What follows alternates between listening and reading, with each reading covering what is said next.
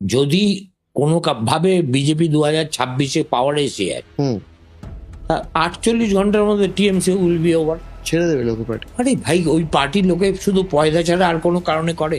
তোকে যদি আমি প্রশ্ন করে আছে টিএমসির আদর্শ কি, আমি তৃণমূল নেতাদের কয়েকজনকে জিজ্ঞেস করেছিলাম, বলছেন পুরোটাই মমতা ব্যানার্জি। হ্যাঁ, একটা লোক ব্যক্তি কখনো আদর্শ হতে পারে? সুতরাং একটা দলের গ্লু কি হয়? একটা দলের গ্লু হচ্ছে, এখনো কমিউনিস্ট পার্টিতে এমন লোক আছে যারা কমিউনিজমে বিশ্বাস করে, অস্টিয়ারিটিতে বিশ্বাস করে, ভ্যালুজে বিশ্বাস করে।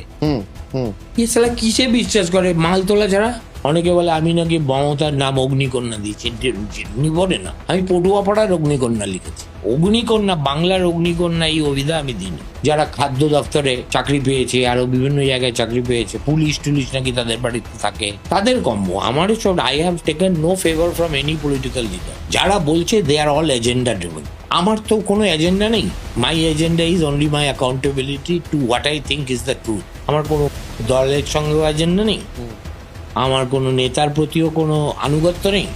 আর এইসব নেতার প্রতি আনুগত্য থাকার চাইতে আমার আত্মহত্যা করে মরে যাওয়া ভালো। 10 তলার উপরে থাকি, ঝাঁপ দিয়ে মরে যাবো, তবু এদের সঙ্গে আমি কোনো সমঝোতায় যেতে পারবো না।